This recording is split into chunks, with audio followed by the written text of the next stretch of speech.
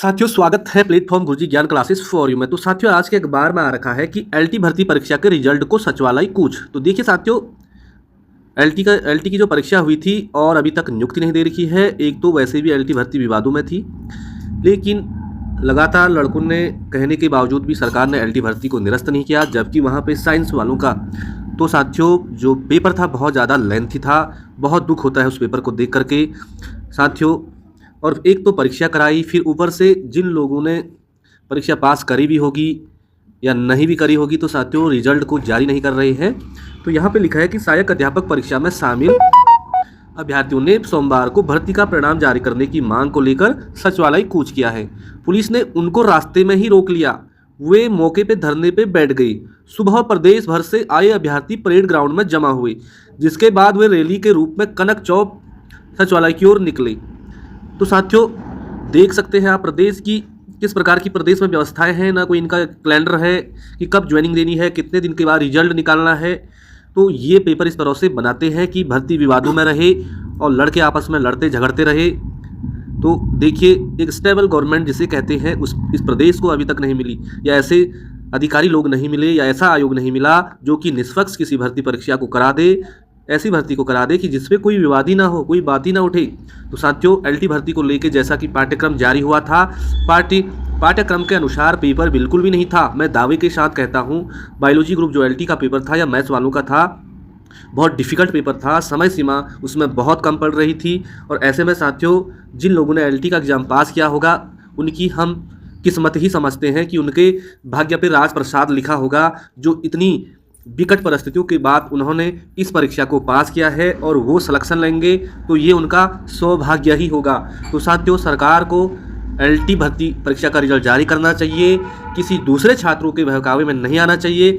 या तो इस एलटी भर्ती को तुरंत निरस्त करना चाहिए, या तो परीक्षा दोबारा होनी चाहिए।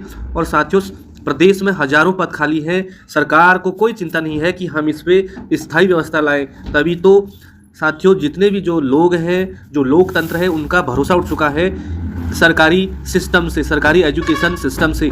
तभी तो दोस्तों सरकारी जो विद्यालय है वहाँ पे छात्र का जो अनुपात है वो लगातार गिरता हुआ जा रहा है। तो साथियों सरकार को स्थायी भर्ती करनी चाहिए। टेम्परेरी व्यवस्था की क्या जरूरत पड़ी इस प्रदेश में? क्या इस प्रदेश में पढ़े लिखे लोग नहीं हैं?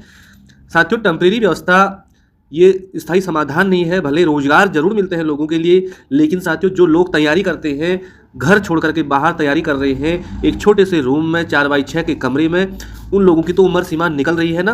तो सरकार को कम से कम चाहिए आप टेम्परेरी व्यवस्था रखें, गेस्ट फैकल्टी रखें। साथियों उनको उसी फैकल्टी में ही रहना देना चाहिए। सरकार को जो रिक्त पद है, रिक्त पदों के सापेक्ष कम से कम 50% पदों पे तो भर्ती निकालनी चाहिए प्रदेश में। और वहीं प्रवक्ता भर्ती की बात किया जाए तो प्रवक्ता के साथियों 3600 से ज़्यादा पद इस प्रदेश में रिक्त हैं। और देख लीजिए केवल 600 कुछ पदों पे ही भर्ती निकाली है। तो देखिए ना कितना बड़ा अन्याय है।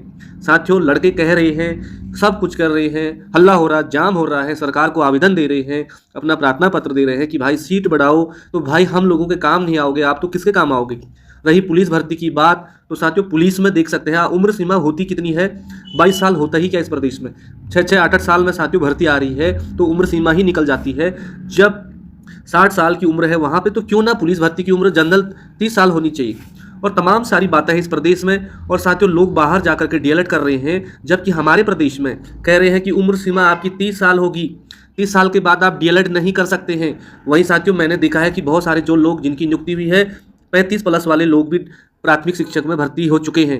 तो बाहरी राज्यों में कैसे डीएलएड हो जा रहा है वहाँ 40 साल वाले का, 35-36 साल वाले का? तो क्या इस पर सरकार को संज्ञान नहीं लेना चाहिए? और जब बाहरी राज्यों से ही डीएलएड कराना है, तो क्यों सरकार उत्तराखंड के समस्त जितने भी बीएड कॉलेज हैं वहाँ डीएलएड वालों को क्यों नहीं बोल देती है कि अपनी एक फैकल्टी खोले?